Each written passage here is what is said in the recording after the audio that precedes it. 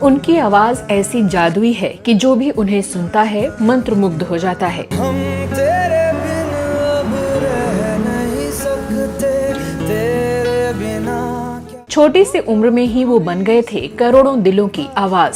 अपने तो दिल का पता दे, चाहूं मैं आना। उनकी लोकप्रियता ऐसी कि हर अदाकार उन्हें अपनी आवाज बनाना चाहता है। थोड़ी जगह दे दे मुझे तेरे पास कहीं रे। लेकिन क्या आप जानते हैं कि इस सिंगर को अपने पहले रियलिटी शो में करना पड़ा था हार का सामना। क्यों जुदाई दे गया तू, ये सवाल आए। क्या आप सोच सकते हैं कि इस सिंगर ने की थी 2 शादियां और लंबे अरसे तक लोगों से इस रिश्ते को छुपा कर रखा। तेरा फितूर जब से चढ़ गया रे। और क्या आप यकीन करेंगे कि इस गायक ने भरे स्टेज पर कर दिया था बॉलीवुड के भाईजान का अपमान। और आपको शायद ही मालूम हो कि सलमान खान ने उसे स्टेज पर मांगी थी इस गायक को पलटकर जवाब देने के लिए माफी। ना हो के भी करीब तू हमेशा पास। कौन है वो सिंगर और क्या है उनके उस अनोखे होटल का राज जहां स्टूडेंट्स को मिलता है महज 30 रुपए में भरपेट भोजन? क्या थी उनकी नाखून चबाने की कंट्रोवर्सी और किस तरह उन्होंने तोड़ा सलमान खान का घमंड? और क्यों वो अपनी ही आवाज से पाना चाहते हैं छुटकारा? जानेंगे और भी बहुत कुछ, बस बने रहिए हमारे साथ। इतना बता दूं तुझको, चाहत पे अपनी मुझको यूं तो नहीं इख्तियार। नमस्कार दोस्तों, आप देख रहे हैं ड्रामा सीरीज भारत और मैं हूं आपकी होस्ट श्वेता जया पांडे। आज हम बात कर रहे हैं उस गायक की जिसने अपनी मधुर आवाज और दिल को छू लेने वाले संगीत से सबको मंत्रमुग्ध कर दिया। मैं फिर भी तुमको चाहूंगा, मैं फिर भी उनकी आवाज में वो ताकत थी जिसने नेता, अभिनेता और हर श्रोता को झूमने पर मजबूर कर दिया। पुराने संगीतकार और गायक भी उनके सुर और संगीत के सामने फीके पड़ गए। जी हाँ, हम बात कर रहे हैं उस साधारण से लड़के की जिसने संगीत की दुनिया में तहलका मचा दिया और दुनिया ने उसे अरिजीत सिंह के नाम से जाना। एक तू ही यार मेरा, मुझको क्या दुनिया से लेना, धड़कन ये कह। अरिजीत सिंह का जन्म 25 अप्रैल 1987 को पश्चिम बंगाल के जियाजंग मुर्शिदाबाद में हुआ था। उनके पिता कक्कड़ सिंह एक सिख थे जो जीवन बीमा निगम यानी LIC में काम करते थे। उनका काम करना उस समय के छोटे परिवारों के लिए बहुत बड़ा सहारा था। उनकी माता अदिति सिंह एक बंगाली महिला थी जो अपने परिवार का ध्यान रखती थी, लेकिन उनकी अपनी एक खास पहचान थी, उनकी संगीत में गहरी रुचि। अदिति सिंह न केवल एक गायिका थीं, बल्कि उन्हें तबला वादन में भी महारत हासिल थी। अरिजीत के परिवार में संगीत से जुड़े कई लोग थे और संभवतः इसी वजह से बचपन से ही उनमें संगीत के प्रति प्रेम जागृत हुआ। उनके घर के माहौल में संगीत का एक विशेष स्थान था जो उन्हें निरंतर प्रेरित करता रहा। अरिजीत सिंह ने अपनी प्रारंभिक शिक्षा राजा विजय सिंह हाई स्कूल से पूरी की। स्कूल में वो एक अच्छे विद्यार्थी थे और शिक्षकों के प्रिय भी, लेकिन उनका मन ज्यादा समय संगीत की ओर खिंचता था। जब उन्होंने श्रीपत सिंह कॉलेज से अपनी आगे की पढ़ाई पूरी की तो उनके माता पिता ने भी महसूस किया कि अरिजीत का भविष्य संगीत में ही है। संगीत के प्रति उनकी दीवानगी को देखते हुए उनके माता पिता ने उन्हें पूरी तरह से समर्थन देने का फैसला किया और उन्हें पेशेवर संगीत प्रशिक्षण दिलाने की योजना बनाई। अरिजीत सिंह को उनकी संगीत शिक्षा में कई नामचीन गुरुओं का मार्गदर्शन मिला। उनकी ट्रेनिंग की शुरुआत बंगाल के प्रसिद्ध हजारी ब्रदर्स के पास हुई। उस्ताद राजेंद्र प्रसाद हजारी ने उन्हें इंडियन क्लासिकल म्यूजिक में दीक्षित किया और उनके सुरों को संवारने का कार्य किया। उस्ताद धीरेन्द्र प्रसाद हजारी ने उन्हें तबला वादन सिखाया और उस्ताद वीरेंद्र प्रसाद हजारी ने अरिजीत को पॉप संगीत के गुर सिखाए। इस तरह अरिजीत को शास्त्रीय संगीत से लेकर पॉप संगीत तक की पूरी जानकारी प्राप्त हुई। उनके गुरुओं ने उनकी प्रतिभा को पहचानते हुए उन्हें एक ऐसी शिक्षा दी जो उन्हें एक सफल गायक बना सके। जो तू मेरा हमदर्द है, सुहाना। संगीत में अपनी औपचारिक शिक्षा प्राप्त करने के बाद अरिजीत को एक ऐसे मौके की तलाश थी जो उनके करियर को ऊंचाइयों पर पहुंचा सके। साल 2005 में उनके गुरु राजेंद्र प्रसाद हजारी ने उन्हें मुंबई में एक रियलिटी शो फेम गुरुकुल का ऑडिशन देने का सुझाव दिया। उस समय अरिजीत की उम्र भी ज्यादा नहीं थी, लेकिन उनके भीतर एक आत्मविश्वास और हुनर था जो सबको उनकी ओर खींचता था। माही माही रे। फेम गुरुकुल में अरिजीत की आवाज सुनकर जज और दर्शक सभी मंत्रमुग्ध हो गए। ऐसा लगा मानो अरिजीत इस शो के फाइनल तक पहुंच जाएंगे और शो जीतेंगे भी, लेकिन वोटिंग की कमी के कारण वो इस शो में 6ठे स्थान पर रहे। इस शो में मिली हार के बाद अरिजीत बेहद उदास हो गए। वो सोचते थे कि इतनी मेहनत और लगन के बावजूद लोग उनकी प्रतिभा को समझ नहीं रहे। उनकी इस उदासी के बीच संगीतकार शंकर महादेवन ने उन्हें प्रोत्साहित किया। उन्होंने अरिजीत से कहा कि उनकी प्रतिभा को अभी भी दुनिया के सामने आना बाकी है। शंकर महादेवन ने उन्हें अपने साथ काम करने का भी वादा किया और जल्द ही उन्होंने हाई स्कूल म्यूजिकल 2 एल्बम में अरिजीत से एक गाना रिकॉर्ड करवाया। बारी बारी आराम आजा आजा नच ले। फेम गुरुकुल में अरिजीत की प्रस्तुति को फिल्म निर्माता संजय लीला भंसाली ने भी देखा। संजय लीला भंसाली को अरिजीत की आवाज बहुत पसंद आई और उन्होंने अपनी फिल्म सांवरिया के लिए एक गीत रिकॉर्ड करने के लिए अरिजीत को बुलाया। उस समय अरिजीत को लगा कि शायद अब उनका समय आ गया है और उनके करियर को नई दिशा मिलेगी। उन्होंने इस गाने के लिए बहुत मेहनत की, लेकिन बाद में फिल्म के स्क्रिप्ट में बदलाव के चलते इस गाने को हटा दिया गया। अरिजीत के लिए ये एक और बड़ा झटका था, लेकिन उन्होंने हार नहीं मानी और संगीत में अपने सफर को जारी रखा।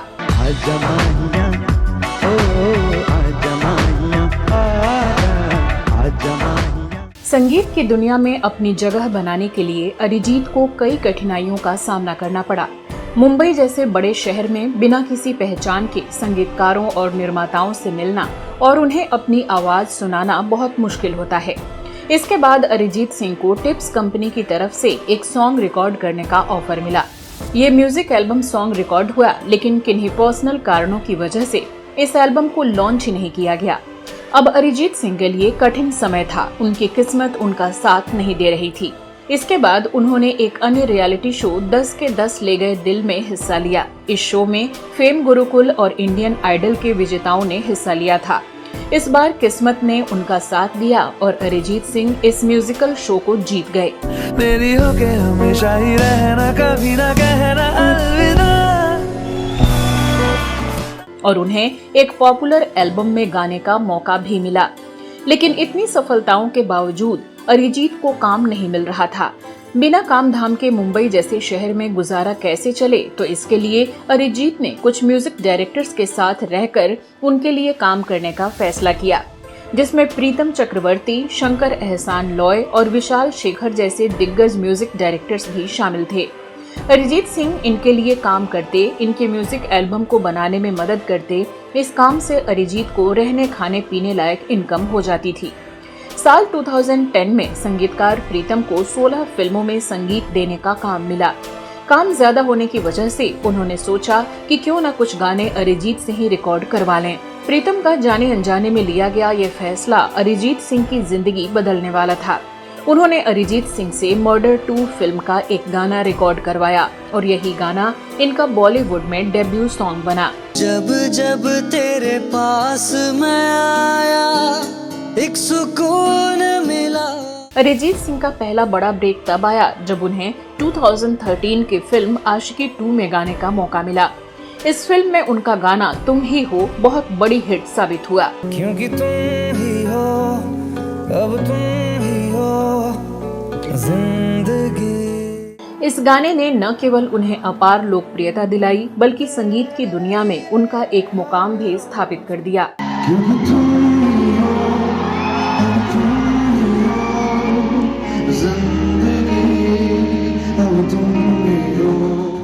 गाने ने अरिजीत को एक सुपरस्टार बना दिया और अब हर कोई उनकी आवाज का दीवाना हो गया।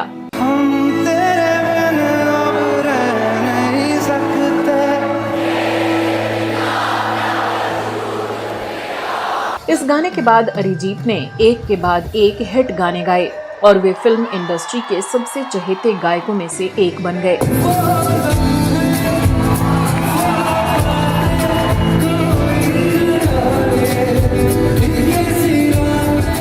इस फिल्म ने अपने आप में कई रिकॉर्ड्स बनाए और अरिजीत के द्वारा गाया गया गाना तुम ही हो ने संगीत की दुनिया में कई रिकॉर्ड्स बना डाले और कई पुराने रिकॉर्ड्स तोड़ डाले।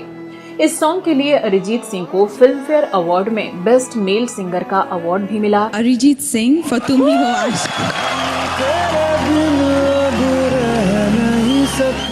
फिर तो इनके पास न्यू सॉन्ग्स के ढेरों ऑफर्स आने लगे।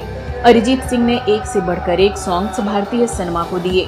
कामयाबी ने इनको इतना बिजी कर दिया कि ये एक दिन में 160 गाने रिकॉर्ड करने लगे।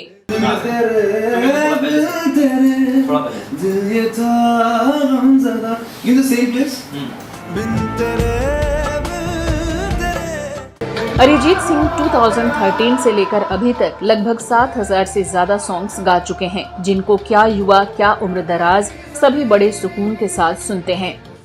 ये तो था अरिजीत सिंह का सिंगिंग करियर। अब बात करते हैं इनके निजी जीवन और कुछ विवादों की, जिनकी वजह से भी ये काफी सुर्खियों में रहे और समस्याओं से भी घिरे रहे। बहुत कम लोग जानते हैं कि अरिजीत ने अपने जीवन में 2 शादियां की हैं। इनकी पहली शादी फेम गुरुकुल में इनके साथ परफॉर्मेंस देने आई, वहीं इनकी दोस्त बनी रूपरेखा बनर्जी से हुई थी। लेकिन आगे चलकर दोनों के बीच मनमुटाव हो गया और साल 2013 में दोनों ने तलाक ले लिया। हमारी अधूरी कहानी। इसके बाद इन्होंने दूसरी शादी साल 2014 में अपनी बचपन की दोस्त कोयल रॉय से की। ये शादी इन्होंने गुपचुप तरीके से पश्चिम बंगाल के तारापीठ मंदिर में की थी। दरअसल कोयल की भी ये दूसरी शादी थी। कोयल एक बच्ची की मां है जो उनकी पहली शादी से है। कुछ समय तक अरिजीत सिंह ने शादी को छुपाए रखा था, लेकिन बाद में उन्होंने खुद ही एक पोस्ट के जरिए इस राज से पर्दा उठाया। अब बात करते हैं अरिजीत सिंह और सलमान खान के बीच हुए विवाद की, जो करीब 9 साल तक सुर्खियां बटोरता रहा। साल 2014 में स्टार गिल्ड अवार्ड समारोह को सलमान खान और रितेश देशमुख होस्ट कर रहे थे। हुआ यूं कि इस अवार्ड फंक्शन में जब बेस्ट मेल सिंगर अवार्ड विजेता के तौर पर अरिजीत सिंह का नाम बोला गया, तो अरिजीत सिंह को उस समय स्टेज तक पहुंचने में कुछ सेकंड ज्यादा लग गए। अरिजीत इस अवार्ड शो में सिंपल कपड़े और चप्पल में पहुंचे थे।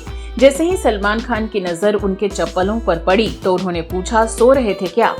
इसका जवाब देते हुए जब अरिजीत ने पलटकर कहा कि आप लोगों ने सुला दिया, आप लोगों ने सुला दिया यार तब से, तो ये सुनते ही सलमान उन पर जोर से चिल्ला पड़े और कहा, अरे भाई सुला तो दिया, तुम्हारे गाने तुम ही होने। और ये इसमें हमारा कोई दोष नहीं है, ऐसे गाने बजते रहेंगे। फिर बाद में उन्होंने कहा कि मजाक कर रहा हूँ। इस झगड़े के बारे में तो मीडिया में खूब प्रचार हुआ और लोग तो यहाँ तक कहते हैं कि इस मामले को प्रचारित करने में सलमान की टीम ने भी बहुत बड़ी भूमिका निभाई। ऐसा क्यों, वो हम आपको आगे बताएंगे। अभी आपको बताएंगे वो बयानबाजी जिसके बारे में मीडिया में कोई चर्चा नहीं होती। अरिजीत के जाने के बाद बेस्ट लिरिक्स राइटर का अवार्ड गाने के कंपोजर राइटर मिथुन को मिला। मिथुन जब स्टेज पर आए तो उन्होंने अवार्ड लेते हुए सलमान की तरफ देखकर कहा, तुम ही हो ने लोगों को सुलाया नहीं जगाया है। तुम ही हो ने लोगों को सुलाया नहीं है पर जगाया है। इस पर सलमान खान ने उनसे कहा, अरे पर आपके सिंगर सोते सोते आए हैं सर। जिस पर मिथुन आगे कहते हैं, मुझे लगता है अरिजीत ने इसे बहुत ही सब्र से गाया है और इसी धैर्य की म्यूजिक इंडस्ट्री में जरूरत है। तब सलमान मिथुन से कहते हैं, सॉरी सर, मुझे माफ कर दीजिए सर, क्षमा कर दीजिए, मैं आपके पाँव छूता हूँ। सर मुझे माफ कर दीजिए सर, प्लीज फॉरगिव मी, क्षमा कीजिए, मैं आपके पैर छूता हूँ सर। इसके बाद सलमान खान ने देखा कि मिथुन के बैग पर एक कागज चिपका है, तो सलमान कहते हैं, ये तुम्हारे सिंगर ने चिपकाया है तुम पर। इस पर मिथुन ने एक बार फिर सलमान को जवाब दिया, आप लोग 6 घंटा बिठा कर रखते हो तभी ऐसा होता है। मिथुन की बात सुनकर सलमान ने कहा, वाह यार, आज सभी दे ही रहे हैं। वाह यार, थैंक यू, सभी दे ही रहे हैं जी। चलो मैं नहीं डरा सर। कहते हैं अरिजीत की टिप्पणी से ज्यादा सलमान खान को मिथुन के बेबाक बयानों ने चोट पहुंचाई। इसके बाद से ही अरिजीत और सलमान के बीच अनबन की खबरें आने लगीं। मीडिया रिपोर्ट्स के मुताबिक सलमान खान ने अपनी कई फिल्मों से अरिजीत को हटवा दिया। सलमान खान का बदला लेने का अंदाज भी बेहद अनोखा था।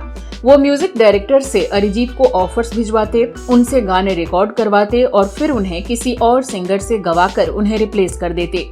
जिन फिल्मों से अरिजीत सिंह के गाने हटाए गए थे वो फिल्में थीं किक, बजरंगी भाईजान, प्रेम रतन धन पायो और सुल्तान आदि। जब यही सिलसिला बार बार होने लगा तो अरिजीत को समझ में आ गया कि ये ओछी हरकत सलमान ही करवा रहे हैं। सीधे साधे अरिजीत इसका जवाब बयानबाजी करके भी दे सकते थे, लेकिन उन्होंने बड़ा दिल दिखाया और माफी मांग ली। हालांकि कई कलाकारों ने इसके लिए अरिजीत को उलाहना भी दिया, लेकिन उन्होंने पंगा नहीं लिया और सलमान के जवाब नहीं देने के बावजूद उनसे हर मंच पर माफी मांगते रहे। हालांकि अरिजीत सिंह के पास काम की कमी नहीं थी, फिर भी उन्होंने फेसबुक और ट्विटर पर सलमान से माफी मांगी। इसका फायदा ये हुआ कि लोग अरिजीत की प्रशंसा और सलमान की बुराई करने लगे। जब बीइंग ह्यूमन वाले सलमान इनह्यूमन साबित होने लगे तो उन्होंने अरिजीत को अपने घर बुलाकर मीडिया के सामने सुलह कर ली। हालांकि इस रूठने मनाने के ड्रामे में 9 साल गुजर गए और इस झगड़े में झुककर भी अरिजीत ने अकड़ बनाने वाले सलमान को हरा दिया। अब दोनों के बीच का ये विवाद खत्म हो चुका है और हाल ही में सलमान खान ने अपनी आने वाली फिल्म टाइगर 3 के गाने लेकर प्रभु का नाम का पहला लुक जारी किया है। और म्यूजिक स्टार्ट करो भाई, लेके प्रभु का नाम। अरिजीत सिंह के गाए इस गाने को शेयर करते हुए सलमान ने उन्हें टैग भी किया है। दोस्तों, आपको क्या लगता है कि इस पूरे विवाद में गलती किसकी थी? कमेंट बॉक्स में हमें लिखकर जरूर बताइएगा। अब बात कुछ और विवादों की। दिसंबर 2022 में कोलकाता इंटरनेशनल फिल्म फेस्टिवल में अरिजीत सिंह ने शाहरुख खान की फिल्म दिलवाले का गाना गेरुआ गाया था। रंग दे तुम है गेरुआ।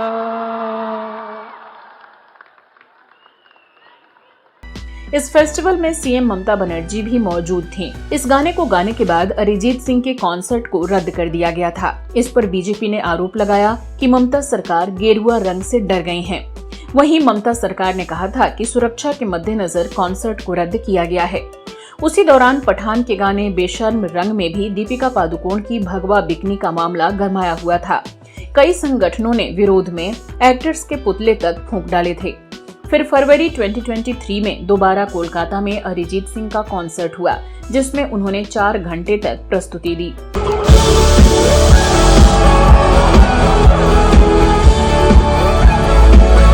इसी दौरान उन्होंने अपने पुराने विवाद पर चुप्पी तोड़ते हुए अपनी राय सामने रखी, लेकिन राजनीति से दूरी बनाते हुए बेहद सधे हुए शब्दों में। अरिजीत ने कहा, इतना विवाद सिर्फ एक रंग पर, गेरुआ रंग सन्यासियों का होता है, स्वामी विवेकानंद का है। अगर उन्होंने सफेद रंग धारण किया होता तो क्या सफेद रंग को लेकर भी कोई विवाद होता? इसी साल अरिजीत सिंह दुबई के एक कॉन्सर्ट में नाखून चबाते हुए स्पॉट किए गए। उन्होंने इस पर कोई टिप्पणी नहीं की। हाल ही में हुए लोकसभा चुनावों के दौरान वो एक बार फिर चर्चा में आए, जब कुछ फोटोग्राफर्स ने उन्हें और उनकी पत्नी को वोट देने आते वक्त स्कूटर पर बिना हेलमेट स्पॉट किया। ये वीडियो सोशल मीडिया पर कई दिनों तक छाया रहा, लेकिन उन्होंने कोई जवाब नहीं दिया।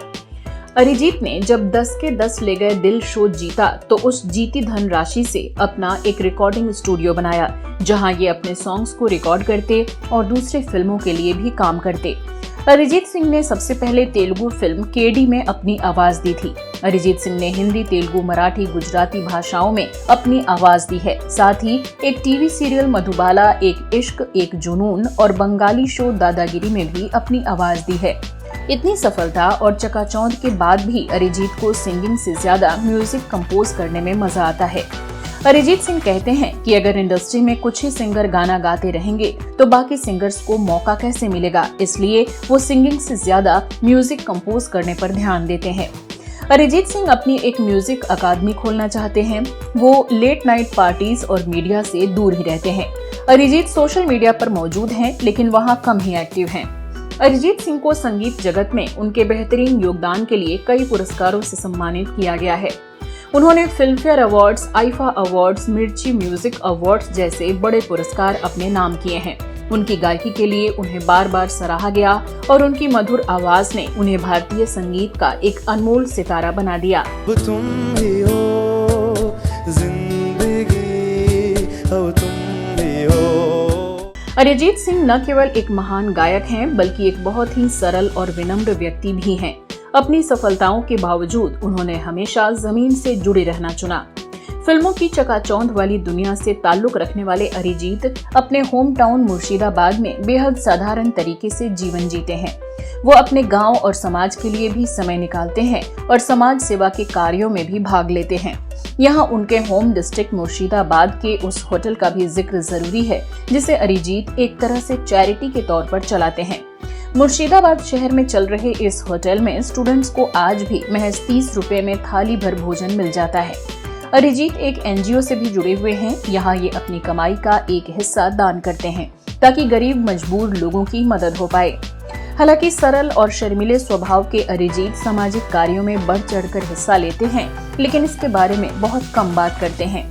हाल ही में उन्होंने कोलकाता में हुई डॉक्टर की हत्या के बाद जेजीकर अस्पताल के आंदोलनकारी डॉक्टरों से भी मुलाकात की और उन्हें नैतिक समर्थन दिया, लेकिन मीडिया में इस बारे में कोई बयान नहीं दिया। अलबत्ता उन्होंने अपने आधिकारिक YouTube चैनल पर एक नया गाना आर कबे जारी किया, जिसके जरिए सिंगर ने मृतका के लिए न्याय की गुहार लगाई। आर कबे कंठ शक्ति पावे, आर कबे चित्त स्वाधीन होवे, जिसका मतलब है इसका समाधान कब निकलेगा।